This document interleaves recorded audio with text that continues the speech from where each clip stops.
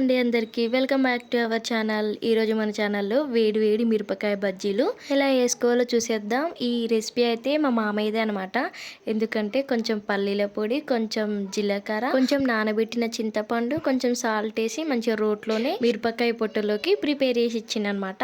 నార్మల్గా మనం మిరపకాయ బజ్జీలు వేసుకుంటే జస్ట్ అందులో సాల్ట్ పెట్టి వేసుకుంటాం కదా. ఈసారి మిరపకాయ బజ్జీలు వేసినప్పుడు ఈ చింతపండు గుజ్జునైతే అస్సలు మిస్ అవ్వకండి. బజ్జీ తింటుంటే పుల్ల పుల్ల కారం కారం ఎంత బాగుంటుందో. ఫస్ట్ మిరపకాయ బజ్జీల్ని మంచిగా క్లీన్ చేసుకొని మధ్యలోకి చీల్చుకొని గింజల్ని తీసేసుకోవాలి. ఆ తర్వాత మనం ప్రిపేర్ చేసుకున్న గుజ్జును మొత్తం మిరపకాయ పొట్టలోకి పెట్టేసుకోవాలి.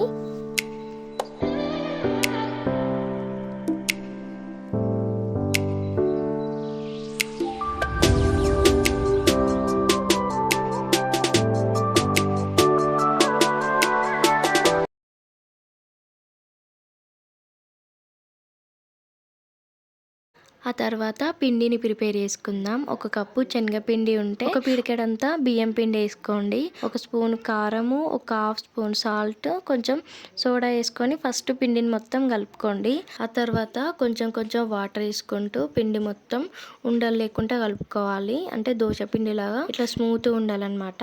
ఆ తర్వాత కడాయిలోకి ఆయిల్ పోసుకొని ఆయిల్ మంచిగా హీట్ అయిన తర్వాత మిరపకాయలని ఒక్కొక్కటి ఇట్లా పిండిలో ముంచి బజ్జీలను వేసుకోవాలి. ఫస్ట్ మిరపకాయలు అన్నిటిని వేసుకున్నప్పుడు కొంచెం లో ఫ్లేమ్లో పెట్టుకొని ఉడికించుకొని ఆ తర్వాత కొంచెం హై ఫ్లేమ్లో పెట్టుకొని కాల్చుకోండి. పైన కూడా కొంచెం క్రిస్పీ ఉంటాయి అన్నమాట బజ్జీలు.